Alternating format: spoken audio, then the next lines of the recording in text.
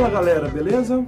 Eu sou o professor Thiago Wesley, sou professor de matemática da Secretaria de Educação do Estado do Mato Grosso e vou estar ajudando vocês aqui na nossa caminhada para conseguir uma boa nota aí no Enem, na matemática e suas tecnologias, beleza? Então, nessa aula de hoje, eu trouxe aqui para vocês aqui, se vocês puderem observar aqui na lousa aqui, eu trouxe aqui para vocês a teoria dos conjuntos e também operações entre conjuntos. Olha só, pessoal, essa aula ela é de extrema importância para vocês. Por quê? Vários outros professores dentro da matemática ali, vários outros professores de matemática também vai trazer esta aula para vocês também. Por quê? É um assunto dentro da matemática que é discutido em todas as áreas ali dentro ali. Então, a gente vai tentar dar uma pincelada para vocês aqui, uma revisada nesse conteúdo, para que vocês possam entrar bem na análise combinatória, que será o tema que eu vou tratar com vocês aqui no decorrer das nossas aulas. Beleza? Então vamos dar uma continuada aqui no nosso slide aqui. Vamos passar para o próximo. A gente vai aprender primeiramente as formas de representações desses conjuntos. Pessoal, vamos voltar aqui em mim aqui, só para que a gente possa dar uma explicada para vocês. Existem três formas da gente representar os conjuntos. Que seja conjunto, a gente não está falando de conjunto numérico aqui tão somente. A gente está falando em qualquer tipo de conjunto que existe. O que são os conjuntos? Os conjuntos, vocês já viram, mas não custa a gente pegar e falar novamente. Os conjuntos são formados por coisas semelhantes. Por exemplo, eu tenho uma sala de aula. Eu quero formar um conjunto por todas as meninas da sala de aula.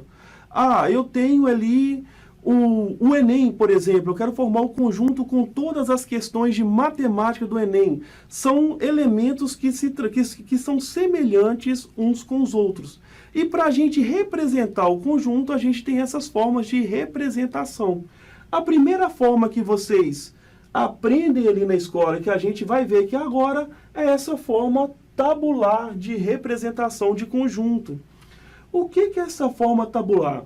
A gente vai pegar e vai escrever todos os elementos do conjunto ali, que existem dentro do conjunto, a gente vai precisar escrever ali, entendeu? Então aqui, olha, a primeira forma que a gente vai ver aqui de representação de conjuntos vai ser a forma tabular.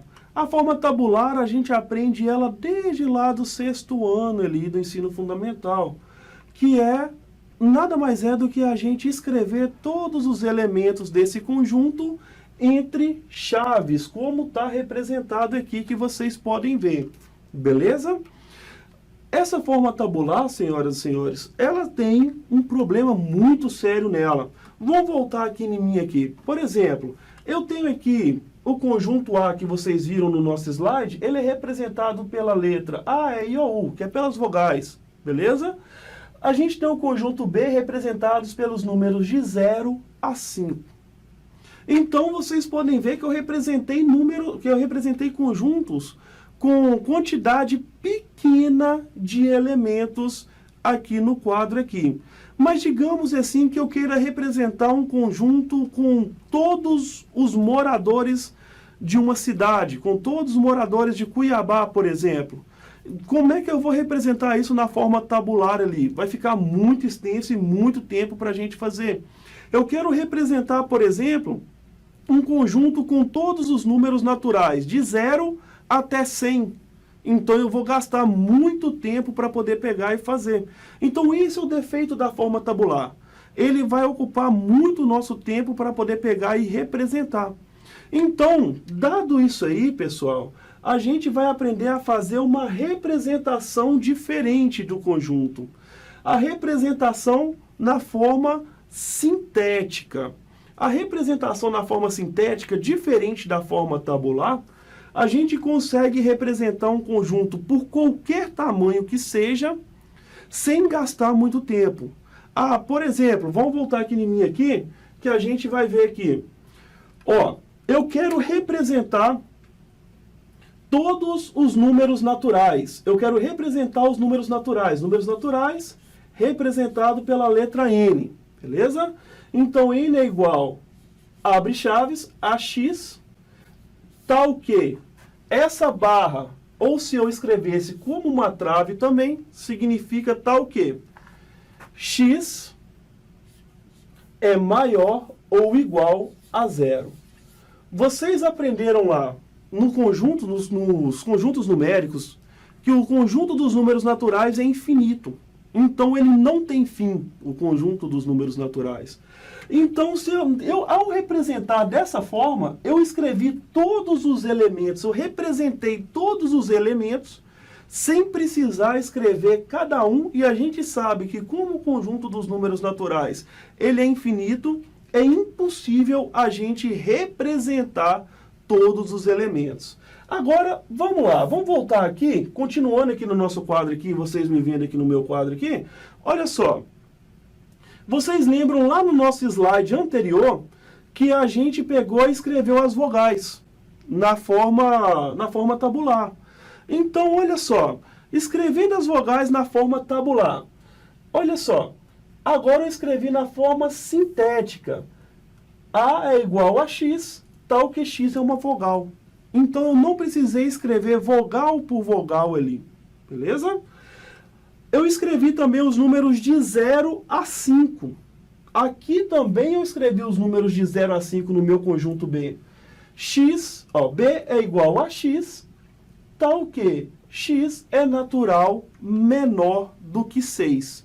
Então, olha, eu representei de uma forma mais simplificada que todo mundo consegue entender essa representação aí.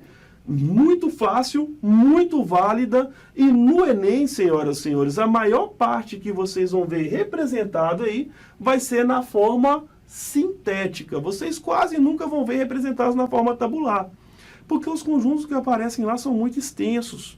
Então não tem como e nem justificativa para poder pegar e representar na forma tabular.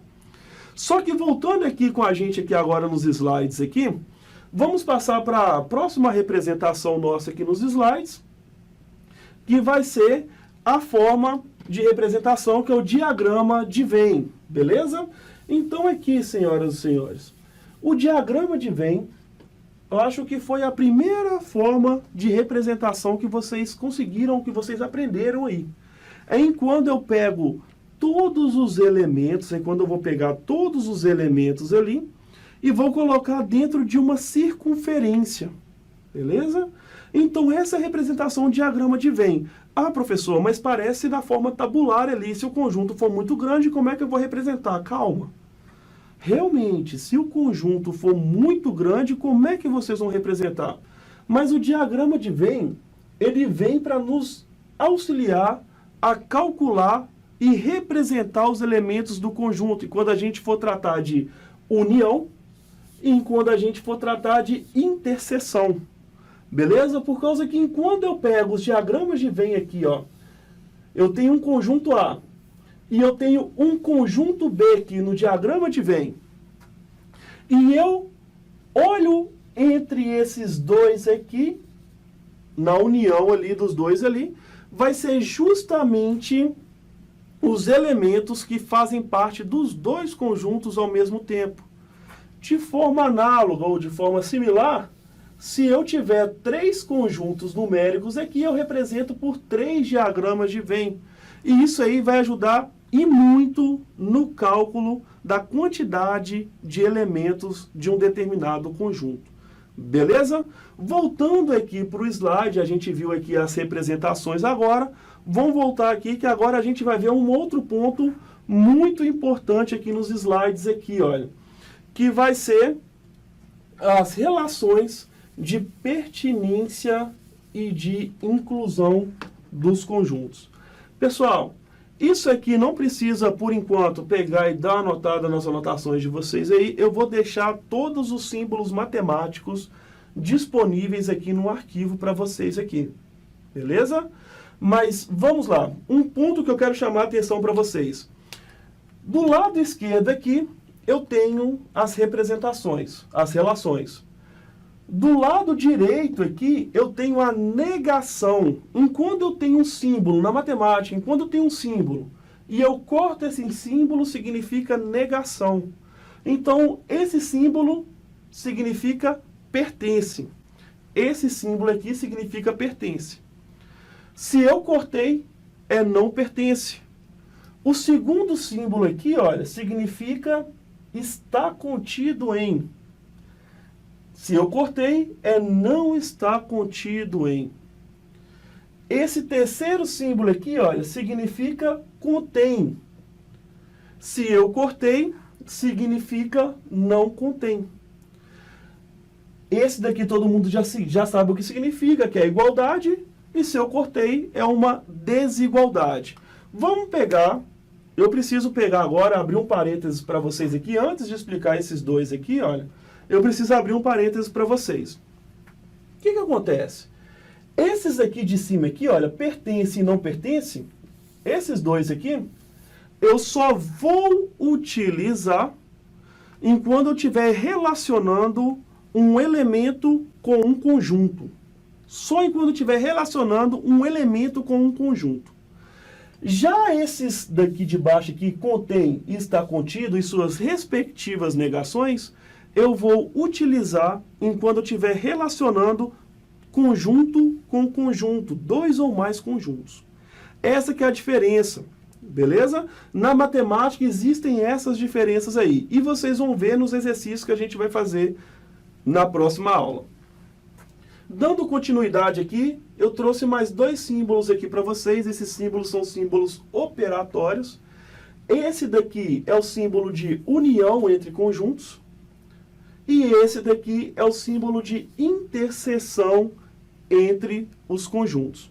Tranquilo? Vamos olhar agora o que significa esse símbolo de união e de interseção. Vamos voltar aqui com o slide aqui na tela aqui para que vocês possam ver. Beleza? Vamos lá. Olha só. Operações entre conjuntos. Vamos continuar com o slide aqui. Operações entre conjuntos. A gente vai ver que existem algumas operações que a gente pode fazer entre os conjuntos. E nessa primeira operação que eu trouxe para vocês aqui, a união entre conjuntos. União representada pelo símbolo U, pela letra U. Beleza? O que é a união entre conjuntos? Eu vou pegar todos os elementos do conjunto A e todos os elementos do conjunto B e vou formar um grande conjunto AB. Beleza? Como vocês podem ver aqui, olha, no nosso diagrama de Venn aqui embaixo aqui que eu trouxe para vocês. Temos os elementos do conjunto A, temos os elementos do conjunto B, fiz a união entre os conjuntos, juntei tudo ali. Tranquilo? Próxima operação, continuando nos slides aqui para que a gente possa poder pegar e ver, é a interseção entre os conjuntos.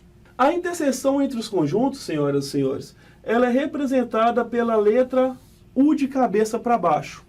A interseção entre os conjuntos, ela é representada pela letra U de cabeça para baixo e ela é calculada com os elementos que fazem parte dos dois conjuntos ao mesmo tempo, dos elementos que fazem parte de todos os conjuntos ao mesmo tempo. Percebam que a união são todos os elementos de todos os conjuntos. E a interseção é enquanto faz parte de todos os conjuntos ao mesmo tempo. Representado pelo diagrama de Venn que vocês podem ver aqui, aqueles elementos que estão no meio dos dois ali ao mesmo tempo ali. Tranquilo? Vamos passar para o próximo slide aqui agora aqui. Esse slide aqui a gente vai ver um outro princípio aqui, que ele é muito importante ali dentro da análise combinatória, que é o princípio da cardinalidade da união. O que é esse princípio da cardinalidade da união? Como é que ele funciona, pessoal? Eu preciso calcular o número de elementos que existem no conjunto A, junto com o número de elementos que existem no conjunto B. Só que existem elementos que repetem nos dois ali, então eu não vou precisar calcular duas vezes ao mesmo tempo. Então eu vou pegar e vou utilizar essa formulazinha aqui, olha. O que é essa fórmula? O que ela me fala? Que o número de elementos da união entre A e B vai ser igual ao número de elementos de A mais o número de elementos de B, menos o número de elementos que estão entre A e B juntos, o número de elementos da interseção entre A e B. Tudo bem, pessoal? O próximo a próxima operação que a gente vai ver aqui entre os conjuntos vai ser a diferença entre conjuntos. O que é a diferença entre conjuntos, senhoras e senhores? Eu tenho, por exemplo, um conjunto A. Digamos que eu tenho um conjunto A. E eu preciso excluir todos os elementos do conjunto B. Então, A menos o B vai ser somente os elementos que estão em A sozinhos. Beleza? Vocês vão ver isso aqui muito bem explicado na nossa próxima aula ali, enquanto a gente estiver tratando da diferença entre conjuntos ali, quando a gente estiver contando elementos de um conjunto. E a última operação que a gente vai ver entre conjuntos vai ser o complementar, a penúltima operação vai ser o complementar entre um conjunto. Vamos complementar de um conjunto, beleza? O que é o complementar de um conjunto? Digamos que a gente tem aí um conjunto universo. E a gente tira desse conjunto universo ali alguns elementos. Tudo bem? Aqueles elementos que sobraram, que estão para fora desse conjunto que eu tirei, desse conjunto de cá, aqueles elementos vão ser complementar desse conjunto aqui, olha. Por causa que todos eles juntos vão formar aquele conjunto universo que eu peguei e falei inicialmente. Tranquilo? Pessoal, terminando aqui, vocês parem essa aula, voltem, revisem, façam as anotações, façam perguntas. Vou deixar disponível para vocês, para que vocês possam pesquisar o meu canal no YouTube, que é o Simulando Matemática. Lá vai ter outras explicações ali dentro de conjuntos.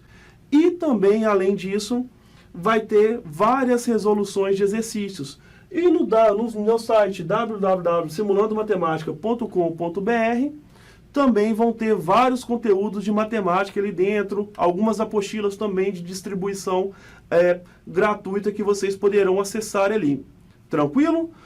Um forte abraço para vocês, até a nossa próxima aula e tchau!